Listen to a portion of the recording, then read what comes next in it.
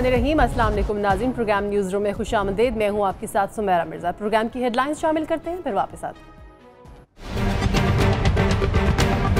Panama JIT मुस्लिम league Nawaz का election cell है। Doctor Tahirul Qadri का कहना है JIT से खैर की तवक्को करने वालों पर हैरत है। तानिया मॉडल टाउन पर बिल्कुल बेशरफ रोक दी गई है। बड़ी हैरत होगी उस शख्स से जो इस JIT से किसी खैर की तवक्को रख के बैठा हो। ये JIT पनामा JIT नून लीग का इलेक्शन सेल है। इस JIT के जरिए नून लीग के 2018 के इलेक्शन का नारा तैयार हो रहा है, जो लेकर नवाज शरीफ साहब बाहर निकलेंगे। इस मुल्क के नौकरों के मुलाजमों के जो JIT में बैठे हैं, किसी की जुर्रत है कि उसको तनहा एक कुर्सी मेज पर बैठा सके? ये उनके नौकर हैं, जूतों की पॉलिश करने वाले हैं। इस मुल्क में किलों के अंदर तेल नहीं है। इलेक्शन होता रहेगा। मैं तो इस मुल्क के इलेक्शन को इलेक्शन नहीं समझता। स्पीकर अय्याज सादिक कहते हैं निहाल हाशमी के खिलाफ पार्टी कार्रवाई कर चुकी, अब उनका नून लीग से कोई ताल्लुक नहीं। भारतीय मीडिया का एक और झूठ बेनकाब। नवाज शरीफ और चीनी सदर में 2 मुलाकातें हुई, दफ्तर खारजा।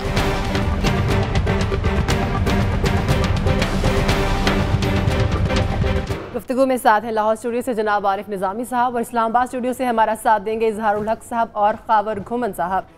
नाज़रीन, इलेक्शन ईयर है। तमाम पार्टीज जहां पर अपनी सियासत को चमकाने में मसरूफ़ हैं, वहीं पर मुल्क में एंट्री होती है जनाब ताहिरुल कादरी साहब की, और मुल्क में आते ही उन्होंने सानिया मॉडल टाउन और पनामा JIT पर खूब तनकीद की है। निज़ामी साहब, कादरी साहब कहते हैं कि JIT मुस्लिम लीग का इलेक्शन सेल है जहाँ पर इलेक्शन की तैयारी हो रही है, और नून लीग का नया नारा भी तैयार हो रहा है। ये ताहिरुल कादरी साहब के बारे में मैं बड़ी वैसे बड़ी इज़्ज़त और तकरीम करता हूँ, लेकिन वो एक पाकिस्तान के जुज़ वक्ती सियासतदान है। सही। जिसको फसली बटेरे कहते हैं ना, वो यहाँ तशरीफ़ लाते हैं, अपने कारकुनों को भी गरमाते हैं अपनी शोरा नवाई से, और उसके बाद वो वापस चले जाते हैं। सही। कनाडा का जो पासपोर्ट है वो उसको फाड़ने को वो तैयार नहीं है ड्यूल नेशनलिटी की वजह से, और जो कनाडा की नेशनलिटी है उसमें मलका एलिज़ाबेथ की कॉर्निश बजानी पड़ती है, लेकिन ये तो एक अलग मसला है। सही। लेकिन जहाँ तक JIT का तल्लक है, उनको कम से कम हक़ायक़ तो पहले देख लेने चाहिए। बिल्कुल सही। कि अगर वो अपना TV खोलें, कुछ लोगों से बात करें, तो उनको पता होना चाहिए कि इस वक्त PMLN के छक्के छूटे हुए हैं इस मामले में। सही। और जो 3 दरखास्तें गई हुई हैं सुप्रीम कोर्ट में, सईद अहमद साहब की, हुसैन नवाज की और तारिक शफ़ी साहब की, जिसके ऊपर कल समाअत होनी है। आइंदा 2 हफ्ते जो हैं पाकिस्तान की सियासी तारीख के लिए इंतहाई अहम हैं। सही।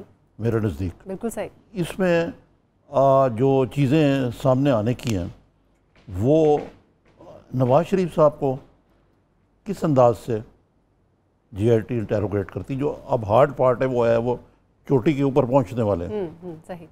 ठीक है जी, बिल्कुल सही। इसहाक डार को बुलाया जाएगा। बिल्कुल सही। और सईद अहमद साहब की जो कंप्लेंट है, मैं उसको कोई ज़्यादा अहमियत नहीं देता कि जी मुझे इंतज़ार कराया, ये किया, वो किया, फ्लो किया। दूसरा मसला है हुसैन साहब का कि जी मेरी तस्वीर, हसन की बल्कि तस्वीर जो है वो लीक होगी, हुसैन नवाज की, कि जी ये इसके ऊपर इंक्वायरी हो। दूसरी तरफ JIT की भी ये बड़े कुछ रिजर्वेशन है जिनके बारे में कल फैसला होगा। बिल्कुल सही।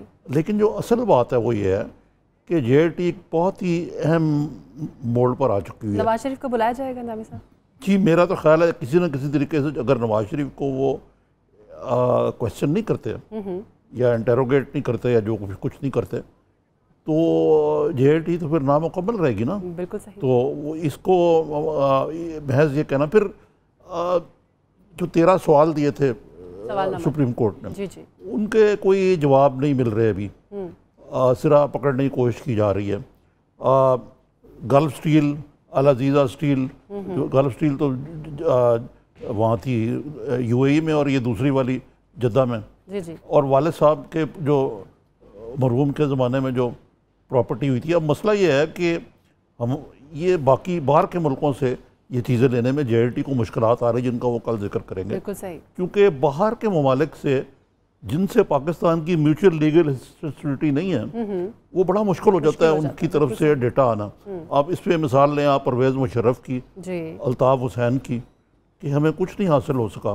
सही। तो अगर इन सारी चीज़ों को देखें तो ये 2 हफ्ते हैं, इसके बाद जो अगला मरला है वो और भी बड़ा गुंजलक है। सही है, कि जो फैसला आया था सुप्रीम कोर्ट का मियां नवाज शरीफ के खिलाफ, वो 3 ये JIT बनाने वाले थे और 2 खिलाफ थे। सही। अब एक लीगल इंटरप्रिटेशन ये है कि जो ये खुसूसी जो सुप्रीम कोर्ट का बेंच है, इनमें से एक जज जो है बिल्कुल वो कह देता है कि Nawaz Sharif and his family is guilty as charged, तो नवाज शरीफ जो है वो डिस्क्वालीफाई हो जाते हैं। सही।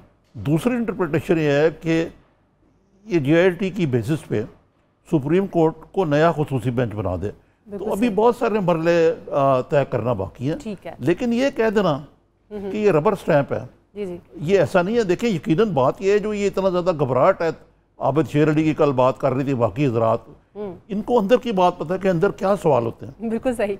और वो घबराए हुए हैं कि ये इनके पैरों के नीचे से ज़मीन जो है वो किसकी जा रही है। तो नवाज शरीफ की बात की। ये तो मतलब ताहिर कादरी साहब is fishing in trouble water. ठीक है, इजहार साहब, कादरी साहब कहते हैं कि सानिया मॉडल टाउन पर पेशरफ्त नहीं हो रही। शायद उन्हें कोई समझाता नहीं है कि अवाम के मसाइल को हल करने के लिए अवाम के अंदर रहना पड़ता है, महीनों बाहर रहकर बाद में आकर तनकीद नहीं की जाती।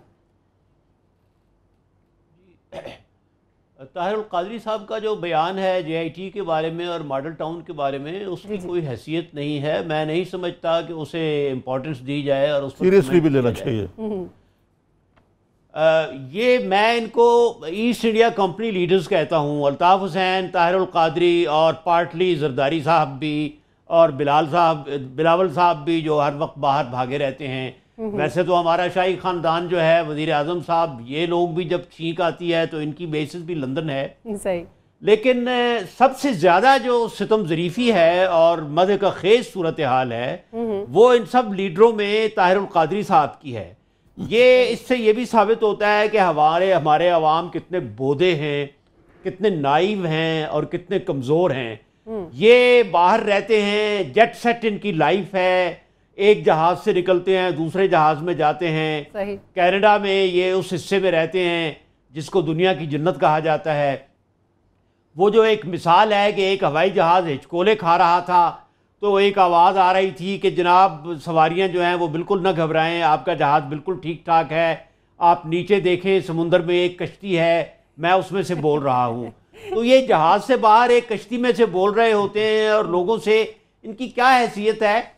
इन्होंने जब पहली दफ़ा धरना दिया था इस्लामाबाद में, तो बहुत से लोग जो थे, हम भी उन बेवकूफ़ों में शामिल थे जिन्होंने इनके हक में लिखा, इनके हक में प्रोग्राम किए, लेकिन ये उसके बाद मुकमुका करके बाहर चले गए।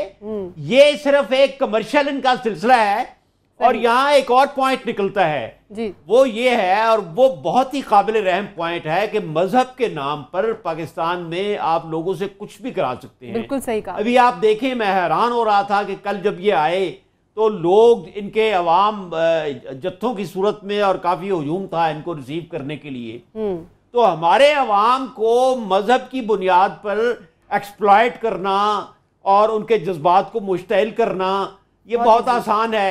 इनका एक ब्रांच, इनकी मैंने सुना है, इनके साहबजादे एक ऑस्ट्रेलिया में होते हैं, ये खुद वहाँ होते हैं। तो मेरा ख्याल है कि आवाम के साथ ये मजाक कर रहे हैं, और JIT के बारे में जो कुछ भी ये कह रहे हैं जी जी। उसमें सिविल सर्वेंट्स की इन्होंने तौहीन की है। और कहा। मेरा ख्याल है कि मजजूब की बड़ उसे कहा जा सकता है, उसके अलावा इसकी कोई हैसियत नहीं। ठीक है, घुमन साहब, कादरी साहब को भी आपका कमेंट चाहूंगी, लेकिन साथ ही साथ एहतजाज ऐसा नहीं ये कहा है कि ये JIT जो है सिर्फ 2 घंटों की तहकीकात की मार थी, इतने घंटे उनको बुलाया जाता है, रोज रोज उनको बुलाया जाता है, इतने घंटे तहकीक की जाती है, ये तो सिर्फ 2 घंटों में मुकम्मल हो जानी थी। इस पर क्या कहेंगे जी? पहले कादरी साहब पे बात कर लें। कादरी साहब जब ये बयान दे रहे थे तो मुझे ऐसा लग रहा था जैसे को अंदर खाते इनका नून लीग के साथ कोई, मेरे ख्याल में जिस तरह इजहार साहब ने कहा, दोबारा कोई मुकमुका हो गया कि पहले शुरू दिन से नून लीग इस कमेटी को मुतनाज़ा बना रही है। तो मेरे ख्याल में आज ये बयान दे के वो हाथ बटाया नून लीग का कि ये तो बिल्कुल ही उनका इलेक्शन सेल है। तो ये कर करा के असल नून लीग तो ये कोशिश कर रही है इस कमेटी के ऊपर इतने सवालात उठा दिए जाएं कि इसके कल कलाम कोई अगर ये कोई फाइंडिंग्स देती है तो उसके बात ही ना माने। तो मेरे ख्याल में वो निज़ामी साहब की बात ठीक है जो पाकिस्तान में आके थोड़ी देर बैठे, मेरे ख्याल में जजमेंट पढ़ ले, उनको थोड़ा सा पता होना चाहिए कि GIT है क्या। बिल्कुल सही। एक लिहाज से मैं कादरी साहब की बात जरूर मानूंगा कि जिस तरह का हुस्न सलूक वहाँ पे पाकिस्तान जो इनकी मिनहाजुल कुरान तहरीक है या उनके जो शोहदा हैं, 12 शोहदा 11-12 शोहदा एग्जैक्ट नंबर वहाँ पे माल्टाउन में हुआ, वहाँ पे जिस तरह GIT ने सलूक उनके साथ किया है, अगर उसको मद्देनजर रखते हुए वो कादी साहब बात करें तो फिर तो मेरे ख्याल में ठीक बात कर रहे हैं। लेकिन उनको इस चीज का एहसास होना चाहिए कि जो लाहौर के अंदर GIT बनी थी वो चीफ मिनिस्टर पंजाब साहब ने बनाई थी एज एन एग्जीक्यूटिव। ये जो GIT है ये एक यूनिक GIT है पाकिस्तान की हिस्ट्री के अंदर। पहली दफा ऐसा हुआ है कि एक सुप्रीम कोर्ट ऑफ पाकिस्तान ने GIT बनाई है, तो वो शायद उनके जो एडवाइजर हैं उनको रात को बिठा के समझाएंगे, उनको बताएंगे कि ये GIT में असल फर्क क्या है। और हम 4 महीने से पूरा मुल्क जो है GIT की तरफ देख रहा है, अपोजिशन इस GIT की तरफ देख रहा है। तो ये है कि वो दूसरी बात उनको तो इल्म ही नहीं है। बाकी एक और बात ये है कि रमजान शरीफ चल रहा है, वो इत्काफ सिटी लगेगा, उसके आपको पता है रमजान के अंदर कमाई के बहुत ज्यादा बहाने, हमारे जो मुख्तलिफ जो दीनी जमातें हैं वो पैसे काफी कमाती हैं, तो ये भी एक रमजान के अंदर यहाँ पे होना बड़ा जरूरी है। सही। तो एक वो भी मेरा हाल कनेक्शन है। और GIT मॉडल टाउन के जो शुहदा हैं उनके साथ क्या ताल्लुक है ताहिरुल कादरी साहब का? अगर ये उनके लिए सीरियस होते तो यहाँ बैठते, धरना देते और कहते कि जब तक उनका फैसला नहीं होता मैं यहाँ से नहीं जाऊंगा। ये अपने बंदे मरवा कर और ये बाहर चले जाते हैं। तो इनके जो मुतल्लिकीन हैं, जो इनके मुतक़िदीन हैं, उनको सोचना चाहिए कि वो किस आदमी के पीछे अपनी जानें ज़ाया कर रहे हैं और क्यों इनको चंदे दे रहे हैं। अच्छा, उसमें वो मेरा सिर्फ इतना मकसद था कि वो भी GIT थी, वो भी गवर्नमेंट उसके एम्प्लॉयज थे, वो सिविल सर्वेंट्स पे मुश्तमिल थी। तो उन्होंने एक वो जो फाइंडिंग दी उसमें तो उन्होंने कह दिया कि जी बिल्कुल चीफ मिनिस्टर साहब बिल्कुल पाक साफ हैं, राना सनाउल्लाह साहब भी पाक साफ हैं और बाकी लोगों को भी उन्हें छोड़ छाड़ दिया था। मेरा वो फाइंडिंग्स पे था। अच्छा, एहसन इकबाल साहब की बात करते हैं। देखें, एहसन इकबाल साहब माशाल्लाह बड़े मजे हुए इस मुल्क के सियासतदान हैं, वकील हैं, लेकिन उन्होंने भी पनामा केस में हिम्मत नहीं की थी कि अपनी पार्टी को मना लेते कि पनामा केस का हिस्सा बन जाते, सुप्रीम कोर्ट में जाकर बयान देते। एतजाज हसन की बात कर रहे हैं, एतजाज हसन साहब की बात कर रहे हैं, एतजाज हसन साहब की बात कर रहा हूँ कि वो नहीं सॉरी एतजाज हसन साहब की बात कर रहा हूँ कि अपनी पार्टी को मना लेते, उसका हिस्सा बन जाते। जब पनामा केस का फैसला आया था तो उस फैसले पे तबसरे करने में ये सबसे आगे आ गए। ब्रेक ले लेते हैं। पनामा में जो अमली तौर पे अगर हिस्सा वो किसी भी लेवल पे नहीं बने। ब्रेक लेते हैं। ब्रेक के बाद जब वापस आएंगे तो बात करेंगे तब्दीली की दावेदार तहरीक इंसाफ पार्टी में इंट्रा पार्टी इलेक्शन जारी हैं जो कि कल रात 12 बजे तक जारी रहेंगे। ब्रेक के बाद उसके ऊपर बात करेंगे।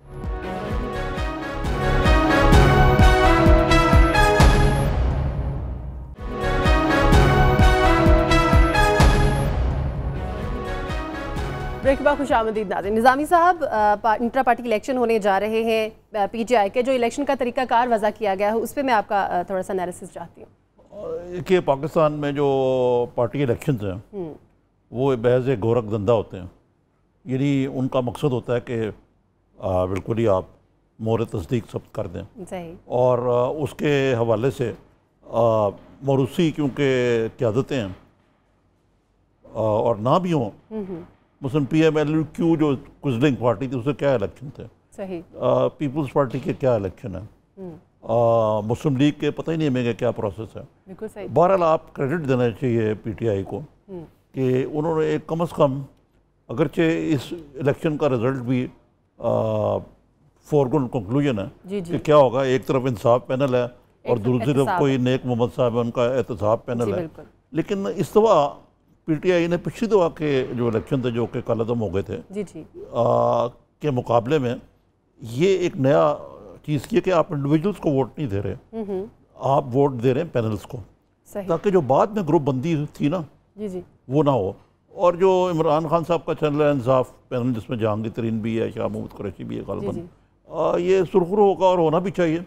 लेकिन मेरा ख्याल है कि इसका PTI को थोड़ा सा क्रेडिट देना चाहिए कि कम अज़ कम उन्होंने कुछ तो मतलब ये SMS के ज़रिए होंगे इलेक्शन, एक 5 लाख वोट जो हैं भुगताए जाएंगे और 26 लाख वोटर हैं कि ये किसी न किसी तरीके से कोई प्रोसेस तो है ना जिसके ज़रिए वो करेंगे। चलो ठीक है और होना भी चाहिए, इमरान खान साहब डिज़र्व भी करते हैं, कौन और उनकी पार्टी में, लेकिन एक ट्रांसपेरेंट प्रोसेस तो बनाया। अब जहाँ तक अगर आप कहें तो मैं भी जिक्र कर दूँ कि जो पीटीआई की कारकर्दगी के बारे में केपी की रिपोर्ट आई है इकोनॉमिस्ट की, वो किसी हद तक ठीक भी है कि मैंने खुद देखा है वहाँ कि वहाँ जो पुलिस है, करप्शन पे जो बैंक ऑफ खैबर को जिस तरह साफ किया गया, और उस मामले में इस हद तक बात चली गई कि सिराजुल हक साहब ने कहा कि मैं जमात इस्लामी के वोट भरे होते उस बैंक में, उन्होंने कहा, नए एमडी ने फारिग कर दिया उनको, उसके खिलाफ मीडिया में प्रोपेगेंडा शुरू हो गया। फिर सिराजुल हक साहब ने धमकी दी चीफ मिनिस्टर को कि जनाब मैं कोalition छोड़ दूंगा। चीफ मिनिस्टर साहब का दिल पसीज गया, उन्होंने इमरान खान साहब को कहा हुजूर वाला हमारी हुकूमत जो है ख़तरे में पड़ जाएगी, आप क्या करने लगे। लेकिन वहाँ के जो चीफ सेक्रेटरी थे वो बड़े दबंग आदमी थे जो उस पर लेके आए थे। उन्होंने कहा कि अगर आपने ये काम करना है तो मुझे आप फारिग कर दें। अगरचे बाद में वो नहीं चल सके वहाँ। और इमरान खान साहब को क्रेडिट जाता है कि उन्होंने अपने चीफ मिनिस्टर को वीटो कर दिया। लेकिन इकोनॉमिस्ट की बात में एक बात में मैं ज़रा करूँगा कि एक तरफ तो ठीक है, बड़ी अच्छी गवर्नेंस है, ये है वो है, खैबर पख्तूनख्वा एक में जो पहले हुकूमतें रही उसके मुकाबले में बहुत बेहतर है। बस खैबर पख्तूनख्वा एक अजीब किस्म का सूबा जहाँ हर दफ़ा हर इलेक्शन में नई गवर्नमेंट आ जाती है।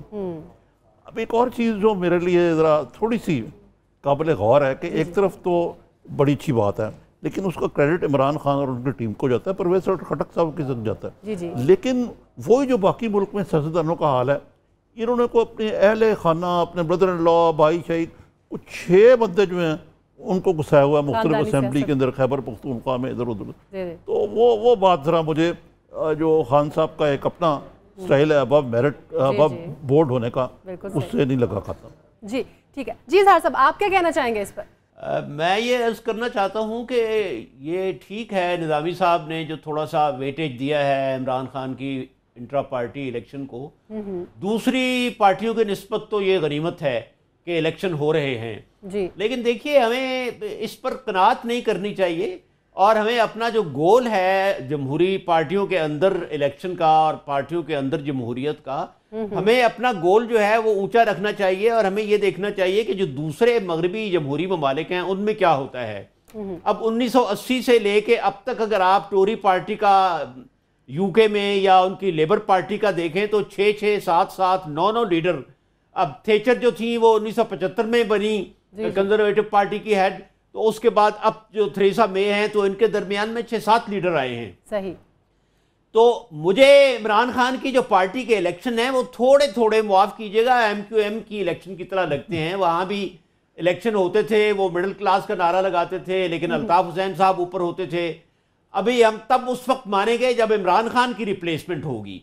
ठीक है, इस पर यह एतराज किया जा सकता है और मुझे पता है कि इस पर यह एतराज होगा कि हम फौरन अपने आप को उन मुल्कों के साथ कंपेयर नहीं कर सकते। वही बात है, ठीक है, जिस तरह पीपल्स पार्टी के इलेक्शन होते हैं, जिस तरह मुस्लिम लीग के इलेक्शन होते हैं, उससे बेहतर है। लेकिन आप ये बात भी ना भूलिए कि जस्टिस वजीउद्दीन साहब की जो रिपोर्ट थी और जिसमें उन्होंने कुछ हकायक पेश किए थे, उसको इमरान खान साहब ने बिल्कुल रूल आउट करके डिस्कार्ड कर दिया था। इसका मतलब है कि वो इतने फेयर नहीं है जितना वो कर रहे हैं। बाकी जो इकोनॉमिस्ट की रिपोर्ट है उसमें देखें, जमात इस्लामी के साथ इनका कोalition है और वहाँ इस किस्म की भी हरकतें हो रही हैं कि जी जो निसाब की किताबें हैं उनमें से तस्वीरें निकाल दी जाएं। बिल्कुल सही। फिर जो खैबर बैंक का था वो भी इतना ज़्यादा फेयर नहीं है। और ये भी रिपोर्टें हैं कि इनके जो दीर में और शुमाल में जो जमात इस्लामी के इनके जो नुमाइंदे हैं और वजीर हैं, उनके यहाँ भी काफ़ी ऐसी चीज़ें हैं कि जिन पर एतराज़ किया जा सकता है। मेरा ख्याल है कि इकोनॉमिस्ट की रिपोर्ट की बजाय अगर केपी वाले खुद अपना एक पेपर शाया करें और पाकिस्तान के जो अखबार नवीस हैं और जो एनालिस्ट हैं वो इसको ऑब्जेक्टिवली एनालाइज करें कि इनकी क्या कारकर्दगी है, तो वो बहुत बेहतर होगी। ठीक है, घुमन साहब आप किस तरह से देखते हैं इंट्रा पार्टी इलेक्शन को? देखिए, वो काफ़ी ज़्यादा बातें तो इजहार साहब, निज़ामी साहब ने कर दी। देखिए, ये कोई एक वन साइडेड अफेयर नहीं होता कि एक पार्टी के अंदर जमहूरियत को कैसे लाना है। इसमें एक कसीरुल जहती, मेरे ख्याल में एक मल्टी डायमेंशनल एक कोशिश होनी चाहिए। एक ऐसा इलेक्शन हो, किसी इंट्रा पार्टी इलेक्शन हो कि उसमें इलेक्शन कमीशन ऑफ पाकिस्तान का कोई नुमाइंदा बैठे, वो उसको कोई ओवरसी करे, वो उस पर कोई रिपोर्ट दे, तो अच्छी एक कोशिश अच्छी है। इसमें फॉर एग्जांपल अच्छी कोशिश ये है कि जो तमाम इनके जो 27 लाख के करीब 25-27 लाख के करीब इनके जो मेंबर्स हैं, अब उनके पास सेल फोन है, वो अपनी मर्जी से वो एहतसाब पैनल को या इंसाफ पैनल को वो अपना प्रेस कर सकते हैं और अपनी मर्जी से वोट दे सकते हैं।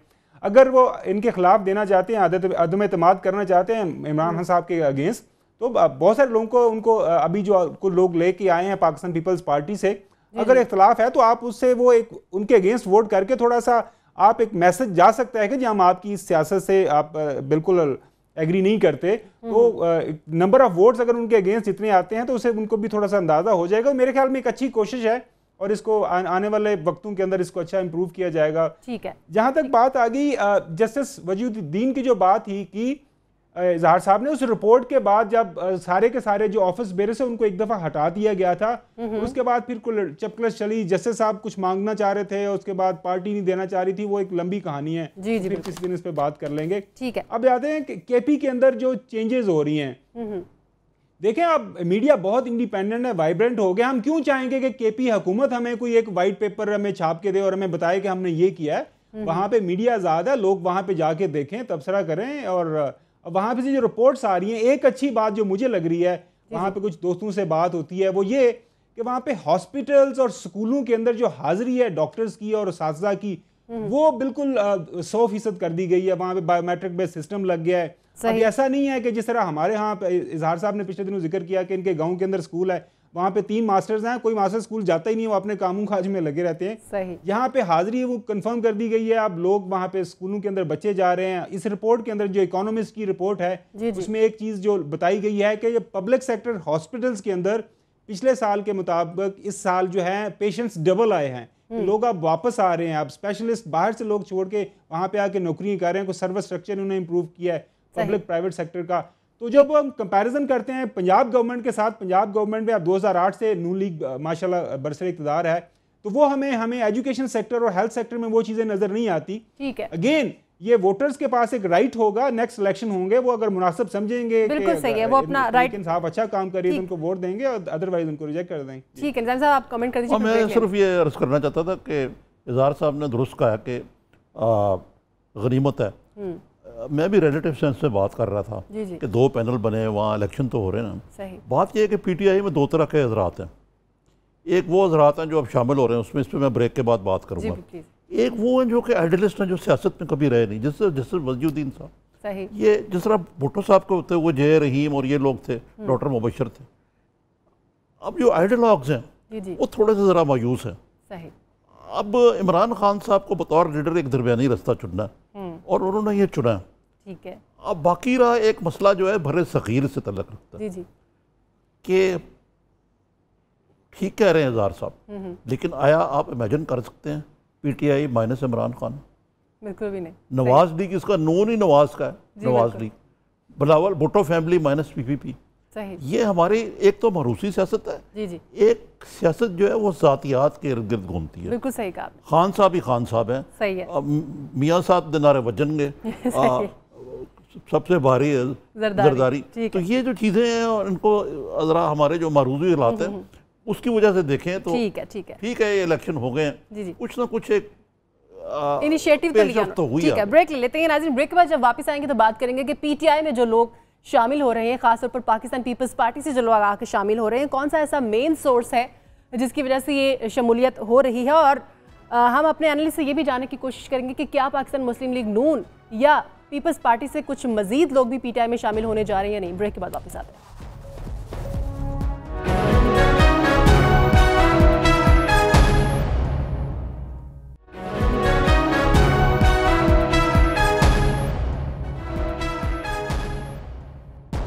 ब्रेक के बाद खुशामदीद नाज़रीन। निज़ामी साहब, पीटीआई में काफ़ी लोग शामिल हो रहे हैं पाकिस्तान पीपल्स पार्टी से स्पेशली, और जैसे फिरदौस आशिक अवान आई हैं वो कहती हैं कि नून लीग के 5 जो अहम लोग हैं उनमें से एक जो है वो शमूलियत मुझे फ़िलहाल तो वो ब्लफ लगती है। जी। फ़िलहाल तो जो सारा हमला है पीटीआई का वो है पीपल्स पार्टी पे। सही। अब नदीम अफजल चंद जो है अभी बड़े तमतराक से उनको जनरल सेक्रेटरी बनाया गया था नवंबर में, पंजाब से वो हैं, उनके मामू हैं जो नज़र मोहम्मद गुंदल, वो पेश हैं बड़े लोगों को लाने में। नदीम अफजल चंद कनाडा गए हुए, वापस आएंगे तो कहा जाता है कि वो भी शामिल हो जाएंगे। सही। कल मेरी इतला है कि इम्तियाज़ सरवर सफदर वड़ाइच बड़े पुराने पीपल्स पार्टी के रहनुमा हैं गुजरांवाला से, अगलबन वो भी कल इमरान खान साहब से मुलाकात करके शामिल हो जाएंगे। अच्छा, सही। दरअसल बात यह है कि जो पीपल्स पार्टी के लोग हैं उनको दो गिले हैं।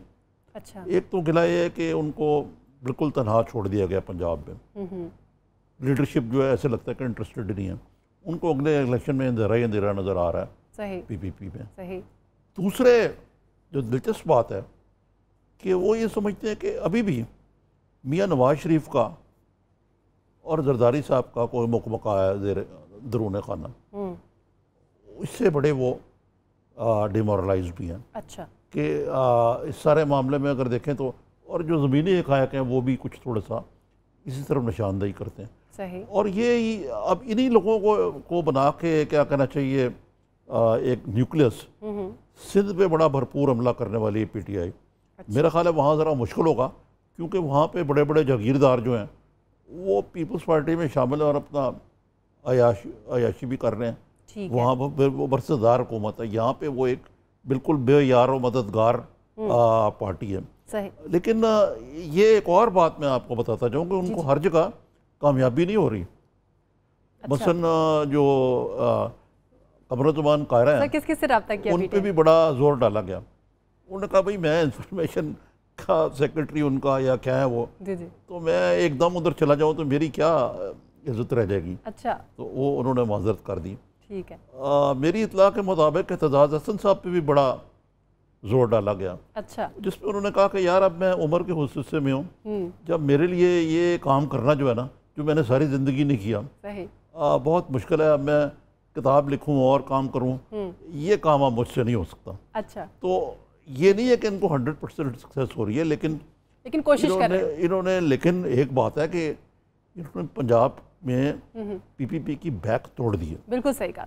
अगर कोई थी बैक। जी जी जी ठीक। इजहार साहब, पाकिस्तान मेरा सवाल पूछना चाहता हूं निज़ामी साहब से। जी प्लीज, जी प्लीज। अच्छा निज़ामी साहब, याद होगा जब ये स्टोरी मैंने ब्रेक की थी, उस टाइम कोई जरदारी साहब के स्पोक्स पर्सन थे, नाम मेरे जेहन में नहीं आ रहा, उन्होंने आपको टेक्स्ट किया था, उन्होंने कहा था कि हमारा सारी पार्टी हमारे अंडर कंट्रोल में है, बिल्कुल इस तरह का कोई मसला जी जी, ये यकीनन बशीर रियाज साहब ने किया था। जी, बशीर रियाज साहब ने। तो मेरा बशीर रियाज साहब से आप पूछना चाहिए कि अब जरदारी साहब का ये सारी सूरत हाल पे क्या ख्याल है, क्योंकि पार्टी तो उनके हाथ से निकल गई है पंजाब के अंदर। ये वैसे उस टाइम उन्होंने कहा था ऐसी कोई बात नहीं। गोमन साहब को क्रेडिट जाता है, जब इन्होंने बात की तो मुझे भी यकीन नहीं आया कि इतना बड़ा ये भरपूर हमला है। तो इनकी जो खबर थी वो ठीक साबित हुई आने वाले दिनों। ठीक है इजहार साहब, जैसे कि निज़ामी साहब ने भी कहा कि जो पाकिस्तान पीपल्स पार्टी के अरकान हैं वो डीमोरलाइज होकर पीटीआई में शामिल हो रहे हैं। पीटीआई में ही शामिल क्यों हो रहे हैं, वो नून लीग की तरफ क्यों नहीं आना चाह रहे, क्या वजह है? नून लीग में जगह कोई नहीं। सिर्फ पीपल्स पार्टी के लोग डीमोरलाइज नहीं हो रहे, पीटीआई के लोग उनसे ज़्यादा डीमोरलाइज हो रहे हैं। सवाल ये है कि ये लोग जो भेजे आ रहे हैं पीटीआई में, ये आ रहे हैं या भेजे जा रहे हैं। देखें, जब एक नुक्ता उरूज होता है ना, तो वही नुक्ता ज़वाल होता है। आप औरंगज़ेब आलमगीर को देखें कि जब वो कहते थे कि उसके ज़माने में बहुत द बिगेस्ट एक्सपेंशन हुआ मुग़ल सल्तनत में, तो वही तो उसका ज़वाल का आगाज़ था। पीपल्स पार्टी ने जिस दिन जे रहीम को, डॉक्टर मुबशिर हसन को और मेराज मोहम्मद खान जैसे आइडियलिस्ट को जब एक साइड पर किया था, तो वो उसी दिन से ज़वाल शुरू हो गया था। देखिए, सदाकत में, सियासत में तो दरमियानी राह होती है, लेकिन सच्चाई में और सदाकत में दरमियानी राह नहीं होती। सही। इमरान खान साहब जिस रास्ते पर चल पड़े हैं, उससे हो सकता है कि उनको कुछ वजारत मिल जाए, वजारत उज़्मा मिल जाए, उनको कुछ सीटें मिल जाएं, लेकिन उनके लाखों लोग जो जिस तरह पीपल्स पार्टी में थे शुरू में, और फिर पीपल्स पार्टी जिस तरह फ्यूडलिस्टों के हाथ में आ गई, और फिर जिस तरह भुट्टो साहब ने खुद एक फ्यूडल बनकर और एक डिक्टेटर बनकर उस पार्टी को चलाया और हुकूमत चलाई, इमरान खान उसी रास्ते की तरफ चल रहे हैं। क्या इमरान खान साहब कल इख्तिदार में आए तो नजर गोंदल साहब के भाई जो अब छुप रहे हैं और जिन पर करोड़ों अरबों के केसेस हैं, क्या उनको ये सजा दे सकेंगे? ये मेरा ख्याल है कि पीटीआई का ये जिस तरह कराची को कहते थे कि बैरूत बनने से पहले ही बैरूत बन गई, तो हुकूमत में आने से पहले ही इनका जवाल शुरू हो गया है। और मैं समझता हूँ कि ये नई चरागाहों में आ रहे हैं इसकी तलाश में लोग, जो सियासतदान जिन्होंने पीपल्स पार्टी के साथ मिलकर बैठकर खाया, हुकूमत की, लोगों पर धौंस जमाई। अब चूंकि वहाँ वो चरागाहें खुश्क हो गई हैं, तो ये अब नई चरागाहों की तलाश में, सब्ज़ चरागाहों की तलाश में ये पीटीआई की तरफ आ रहे हैं। सही। इससे क्या इसमें कोई इबहाम है कि जो लोग आ रहे हैं वो लाने के काबिल नहीं हैं? क्या नजरियाती पार्टियां इसी तरह चलती हैं? मैं समझता हूं कि इमरान खान की ये जो रविश है बदनाम किस्म के लोगों को अपनी पार्टी में लाने की और इलेक्टेबल्स में लोगों के लाने की, ये उसकी पार्टी को बिल्कुल एक पीपल्स पार्टी और एक नून लीग बना रही है। और उसमें जो नजरियाती या जो इनकलाबी या जो तब्दीली का अंसर था वो मुकम्मल तौर पर खत्म हो रहा है। ठीक है घुमन साहब, कहा जा रहा है कि जो लोग आ रहे हैं वो सियासी तौर पर उनकी मौत हो चुकी है। क्या ये मुर्दा लोग नए खून के साथ आ रहे हैं इस पार्टी में? जी मैं बिल्कुल कतई तौर पर इस एग्रीमेंट, ये जो आर्गूमेंट है से बिल्कुल एग्री नहीं करता कि जी एज एफ के जी पाकिस्तान तहरीक इंसाफ जवाल की तरफ जा रही है। देखें मैं इस वक्त जो पाकिस्तान के अंदर सियासत हो रही है ना, वो कोई आइडियालॉजी की सियासत तो वो खत्म होगी, राइट लेफ्ट सेंटर, वो ये पुरानी बातें होगी। इस वक्त सियासत किस चीज़ की हो रही है? पाकिस्तान का एक मेरे नज़दीक जो सबसे बड़ा इशू है वो है पाकिस्तान की जो मिस गवर्नेंस का।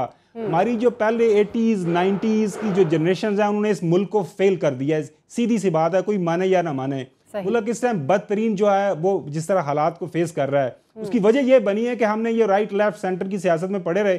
जो असल इश्यूज है उसकी तरफ आया को नहीं है। आज भी कई लोग कहते हैं कि जी करप्शन इस मुल्क का इशू नहीं हो। भाई सबसे बड़ा मसला ही करप्शन का है। अभी हमने थोड़ी देर पहले जिक्र किया कि इकोनॉमिस्ट की रिपोर्ट के अंदर इस बात का एक्सेप्ट किया गया, पूरी दुनिया का एक मोतबर तरीन जरीदा इकोनॉमिस्ट के केपी के अंदर जो है करप्शन पे खात्मे के काफ़ी खात्मा किया गया। वहाँ पे जो गवर्नेंस है सोशल सेक्टर पे काफ़ी ज़्यादा इंप्रूवमेंट आई है। अगर इमरान खान खुद उसके ऊपर कोई चार्जेस नहीं है, वो वहाँ पे अच्छी गवर्नेंस दे सकता है। अब किसी को आप पार्टी में आने से कैसे रोक सकते हैं? क्या इमरान खान ये कह सकता है कि आपके अगर जरदारी से आप मुतनफर हो गए तो मेरी पार्टी में ना आए, आप भाड़ में जाएं, या PMLN से कोई आना चाहता है तो उसको नहीं आने देंगे? और जहां तक सीधी सी बात है, अभी तो पार्टी में लोग आ रहे हैं, कल को जब टिकटें दी जाएंगी। और दूसरी बात देखें, ये जो इल्जामात है ना, इल्जामात तो हमारे बहुत सारे सीनियर सहाफियों पे एक पूरी लिस्ट हर रोज इशू होती रहती है, फलाना ने फलाने से इतने पैसे लिए, ये हो गया। इल्जामात सियासतदानों पे लगते रहते हैं। हाँ, कल को कोई अगर कन्विक्टेड किसी बंदे को पार्टी टिकट देती है, पाकिस्तान तहरीक इंसाफ किसी को मिनिस्टर बनाती है, तो फिर डेफिनेटली एतराजात उठेंगे, एतराजात किए भी जा सकते हैं।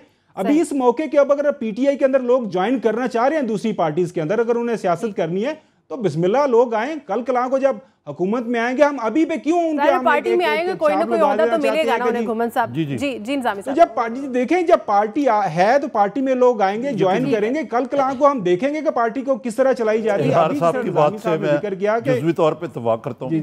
दरअसल बात है कि इजहार साहब आप भोलेपन में आप ये कह गए कि ये आइडियोलॉजिकल पार्टी है।